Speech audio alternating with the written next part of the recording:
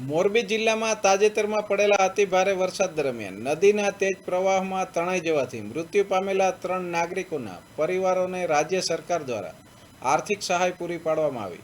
આ શોકગ્રસ્ત પરિવારોને રાજ્યમંત્રી કાંતિભાઈ અમૃતિયાના હસ્તે રૂપિયા 4 લાખની આર્થિક સહાયના ચેક અર્પણ કરવામાં આવ્યા. આ પ્રસંગે મંત્રીશ્રીએ જણાવ્યું કે સ્વજનો ગુમાવનારા પરિવારોને રૂબરૂ મળી સાંત્વના પાઠવી અને સરકાર દરેક મુશ્કેલ પરિસ્થિતિમાં તેમની સાથે હોવાનો વિશ્વાસ અપાવ્યો. આ કાર્યક્રમ દરમિયાન જીતુભાઈ સોમાણી, જિલ્લા કલેક્ટર સ્વપ્નિલ ખરે સહિત જિલ્લાના વરિષ્ઠ અધિકારીઓ અને પદાધિકારીઓ ખાસ ઉપસ્થિત રહ્યા. ઉપસ્થિત તમામ મહાનુભાવો અને અધિકારીઓએ દિવંગતોની આત્માની શાંતિ માટે 2 મિનિટનું મૌન પાળી તેમને ભાવભીની શ્રદ્ધાંજલિ અર્પણ કરી હતી.